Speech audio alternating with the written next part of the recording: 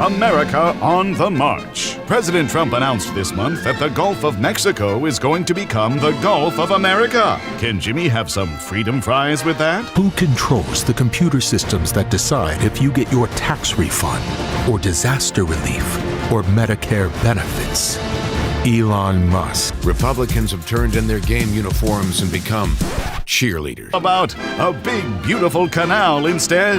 And we're taking it back. Cheer for Donald Trump and Elon Musk. We got a new sheriff in town. Remember when Trump promised to make America great again? Well, folks, it looks like the only thing he made great was his golf handicap. The Lincoln Project just dropped some new ads that'll make you laugh harder than Trump trying to pronounce anonymous. These guys aren't pulling any punches. They're serving up a steaming hot plate of reality with a side of burn sauce. Trust me, you don't want to miss this roast. It's juicier than Trump's well-done steak with ketchup. Before we move on, I'd like to ask you a small favor. If you appreciate this content, please take a second to like this video and subscribe to the channel. Over 98% of you watch the videos without subscribing. It costs you nothing, but it makes a huge difference to us. So, did you click the subscribe button? Great. Thank you so much. Now, back to the video. Remember when Trump promised to fix our roads? Well, that plan turned out to be as stable as his hair in a wind tunnel. Our grumpy Trumpy kept announcing Infrastructure Week like it was the hottest new reality show. Spoiler alert, it wasn't, and for 4 long years, we watched Donnie Diapers try to build America up, but the only thing that got higher was our blood pressure. He'd pop up on TV, point at a bridge, and say,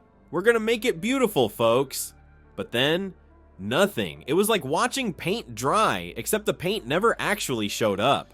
Watching the power grab and illegality going on in Washington, it's easy to feel helpless, like there's nothing you can do.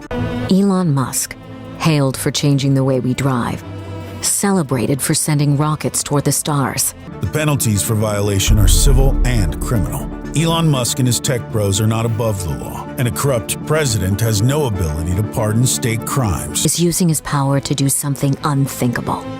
He's slashing funding for life-saving medicine and science, shutting down cancer and Alzheimer's research, solutions for childhood diseases. You know how some kids have a make-believe friend? Well, Trump had a make-believe construction project. He'd talk about it all the time, but nobody else could see it. Maybe it was hiding behind his ego? Meanwhile, our actual roads started looking like the aftermath of a monster truck rally. Potholes so big you could lose a smart car in them. But hey, at least they matched the holes in Trump's infrastructure plans, right? Here's a fun fact for you. Experts gave America's infrastructure a C- grade. That's worse than Trump's grades at Wharton, and those were probably written in crayon. It's like our country is the kid who's still using training wheels while the rest of the world is doing backflips on BMX bikes. Speaking of which, have you seen what other countries are doing? They've got bullet trains zipping around like something out of a sci-fi movie. And what do we have? Amtrak. It's like comparing a spaceship to a horse and buggy. Actually, that's not fair to the horse and buggy. But don't worry, folks. Trump had a plan. It was written on the back of a McDonald's napkin and involved a lot of hand-waving and the word tremendous. Joe Biden says he cares about law and order. He says he believes in our institutions, our safety, and the rule of law. So why is Joe Biden publicly appearing on stage with a convicted felon? In January 2025, the future that generations were warned about will arrive. We know AI will change everything, but a far greater threat is here now.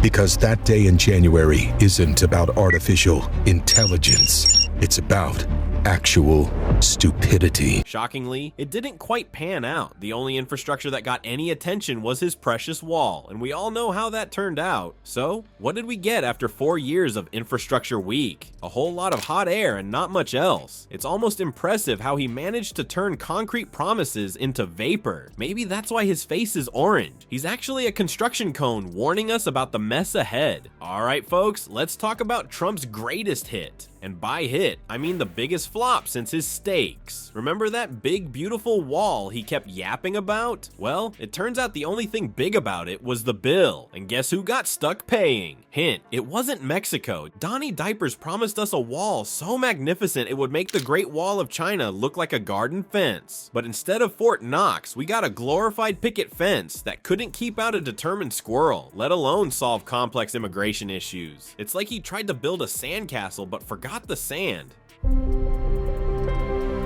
You know, the White House is more than just a building. It's more than 18 acres of land in Washington, D.C. It's the place where Americans look for leadership when the night is at its darkest and when the dawn breaks brightest.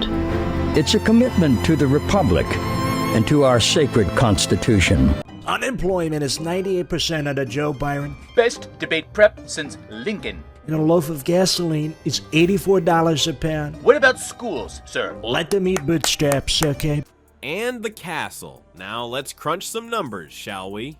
By 2021, Trump managed to slap together about 452 miles of this so-called wall. But here's the kicker. Most of it was just replacing old fences. It's like putting a fresh coat of paint on a rusty car and calling it brand new. Trump's supporters were promised a fortress, but they got a home improvement project gone wrong. And who footed the bill for this comedy of errors? Drumroll, please. It was us, the good old US taxpayers. Meanwhile, Mexico's been laughing so hard they probably need new sombreros. Every time Trump insisted Mexico would pay, Mexican officials basically said, nah bro. But in fancier diplomatic language, of course. The Lincoln Project, those merry pranksters of political commentary, are having a field day with this wall debacle. Their new ads are hitting Trump harder than a wrecking ball on a house of cards. They're asking Trump voters, are you tired of winning yet? Spoiler alert, the only thing winning is Trump's golf handicap, and maybe his ability to avoid paying taxes. Let's face it, folks, this wall was about as effective as a chocolate teapot. It's as if Trump thought he could solve complex border issues with a solution from the Stone Age. But hey, at least he kept his promise about making America great again, right?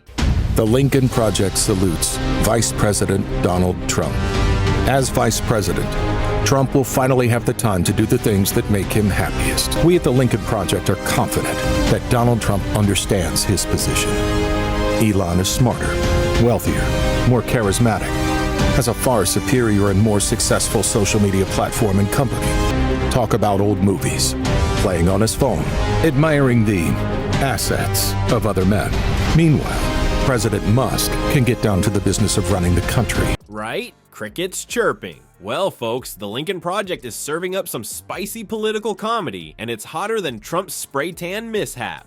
These ads aren't just funny, they're like a mirror showing Trump supporters their own reflection, and boy, is it awkward? It's like they voted for a gourmet chef and ended up with a guy who can barely microwave a TV dinner. But here's the kicker, the Lincoln Project isn't just throwing shade for fun, they're using humor to make a serious point about political promises versus reality. It's like they're saying, hey, remember when your buddy Donald promised you a 5-star resort and gave you a cardboard box with Trump Tower scribbled on it? So next time a politician promises you the moon, remember, if it sounds too good to be true, it probably is. Unless it's Trump's promise to make America great again. That was just plain false advertising, like trying to sell ice to an Eskimo. Or in Trump's case, trying to sell a degree from Trump University to, well, anyone with a brain.